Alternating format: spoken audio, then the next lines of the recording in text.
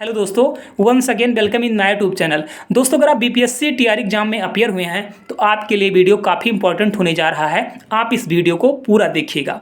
आप सभी लोगों को पता है, बिहार सरकार के द्वारा माननीय सुप्रीम कोर्ट में 3 से 20 पेज का एसएलपी दायर कर दिया गया है। 9 अक्टूबर को इस मुद्दे पर सुनवाई होने जा रही है। आखिर कौन से वो पॉइंट हैं जो बीएड के पक्ष को पूरी तरीका से मजबूत कर रहा है, इन सभी पॉइंट पर मैं इस वीडियो के माध्यम से आपसे डिस्कस करने जा रहा हूँ। आप इस वीडियो को पूरा देखिएगा, आप सबको पता चल जाएगा कि बिहार सरकार कितनी मजबूती के साथ, कितनी चालाकी के साथ, कितनी होशियारी के साथ में बीएड के पक्ष में पूरी तरीका से खड़ी है। तो आप इस वीडियो को पूरा देखिएगा। वीडियो को शुरू करने से पहले मेरा आप सभी से एक छोटा सा रिक्वेस्ट है, जिन साथियों ने अभी तक चैनल को नहीं सब्सक्राइब किया है, ये आपका अपना चैनल है, प्लीज़ इस चैनल को आप जरूर सब्सक्राइब करिए और वीडियो को आप लोग लाइक जरूर कर दिया करिए। चलिए वीडियो को स्टार्ट करते हैं। आप सभी लोगों को पता है, बिहार सरकार सबसे पहली जो पॉइंट वहाँ पे रखने जा रही है, ये रखेगी कि जो सर मेरा नोटिफिकेशन है, जो हमने अपना बीपीएससी टीआरई का जो नोटिफिकेशन जारी किया है, ये एनसीईटी के गाइडलाइन के अनुसार हमने जारी किया है, ठीक है। और जो आपका जजमेंट आया है माननीय सुप्रीम कोर्ट का, वो उसके बाद में आया है। तो अगर हम बीएड को अगर हटाते हैं, अगर बीएड को हम रिजल्ट में शामिल नहीं करते हैं, तो कहीं ना कहीं ये बीएड के पक्ष में नहीं फैसला होगा, ठीक है। पहला पॉइंट तो आप ये रखने जा रही है। मैं आपको बताना चाहता हूँ, ये मेरा पॉइंट नहीं है। आप लोग तुरंत निगेटिव कमेंट करने लगते हैं।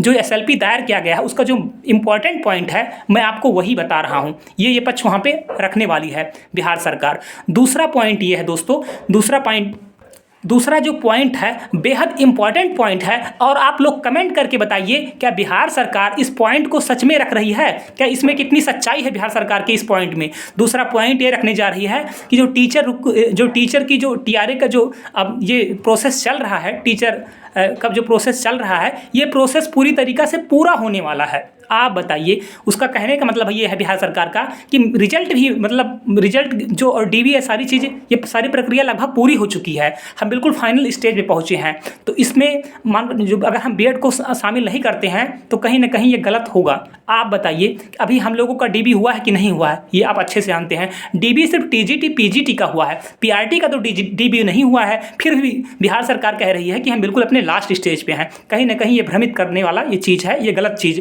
वहाँ पे मेंशन करने जा रही है बिहार सरकार। इसके बारे में आप क्या सोचते हैं, आप जरूर कमेंट करिएगा। तीसरा जो पॉइंट है वो कह रही है, अगर ये शिक्षक भर्ती अगर डिले होती है तो जो आरटी एक्ट है 2009, उसके कहीं ना कहीं अगेंस्ट होगा। इस पर आपकी क्या राय है, ये भी जरूर बताइएगा। आप सबको पता है, इतने सालों से बिहार में इतनी वैकेंसी खाली थी, तब तो नहीं अगेंस्ट हो रहा था। अभी 1 महीना 2 महीने में सारी चीज़ें बिल्कुल आरटी के खिलाफ अगेंस्ट होने लगी है। ये भी कहीं ना कहीं बिहार सरकार के द्वारा इस पॉइंट पर भी कोई खास दम नहीं है। अगर अच्छी से मजबूती के साथ में अगर डीएलएड के वकील साहब के द्वारा वहाँ पर रखा जाएगा अपनी बात को। तो नेक्स्ट पॉइंट है, कह रही है बिहार सरकार कि अगर शिक्षक और अनुपात को बराबर करना है, ठीक है, तो बीएड को शामिल करना बेहद ज़रूरी है। नहीं तो जो शिक्षक और छात्र का जो अनुपात है वो बराबर नहीं हो पाएगा। कहने का मतलब ये है, बिहार सरकार कहना चाहती है कि जो रिजल्ट आने वाला है, इस रिजल्ट में अगर हम बीएड के अभ्यर्थियों को शामिल नहीं करेंगे तो डीएलएड के इतने कैंडिडेट नहीं है जो मिनिमम क्वालिफिकेशन है सब वो भी पार कर पाएंगे। आप बताइए, क्या हमारे डीएलएड के जो भाई बहन हैं वो इस रेशियो को, वो इस अनुपात को नहीं पार कर पाएंगे? इस पर आप क्या प्रतिक्रिया है, जरूर कमेंट करिएगा। नेक्स्ट पॉइंट है, अगर बीएड के कैंडिडेट को इस प्रक्रिया में शामिल नहीं किया गया तो जो कंपटीशन का जो लेवल होगा वो बिल्कुल ना के बराबर होगा। जो आपका क्वालिटी एजुकेशन देने का जो पर्पज है वो कहीं ना कहीं पूरा नहीं हो पाएगा। मैं आप सभी से पूछना चाहता हूं, अगर आप वहां पे पॉइंट रखने गए हैं तो लॉजिकल पॉइंट रखिए, जिनको सुनने में और देखने और समझने में अच्छा लगे। मैं आप सबसे पूछना चाहता हूँ, अगर बीएड के कैंडिडेट पीआरटी में शामिल नहीं हो पाएंगे तो क्या क्वालिटी एजुकेशन नहीं मिल पाएगा छात्रों को? क्या डीएलएड के जो भाई बहन हैं उनमें इतनी भी क्वालिटी नहीं है? आप बताइए टीजी।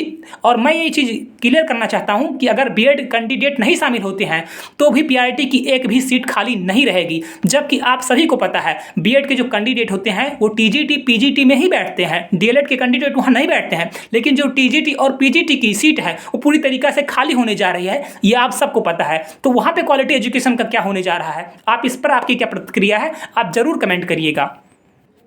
ये सरकार ये भी कह रही है कि जो क्वालिफाइंग नेचर है, जैसा हम लोग जानते हैं कि 70,000 जो पद है उसको भरना ही हम लोगों को है, लेकिन जो रिजल्ट अगर हमने अलाउ किया, सिर्फ डीएलएड का अगर रिजल्ट हम अलाउ करेंगे तो हमें डीएलएड के उतना कैंडिडेट नहीं मिल पा रहे हैं। इसलिए बीएड को अभ्यर्थियों को हमें इस प्रक्रिया में शामिल करना बेहद ज़रूरी है, जिससे क्या है क्वालिटी ऑफ एजुकेशन हमें आसानी से प्रोवाइड किया जा सके। इस पर आपकी क्या प्रतिक्रिया है, आप ज़रूर बताइएगा।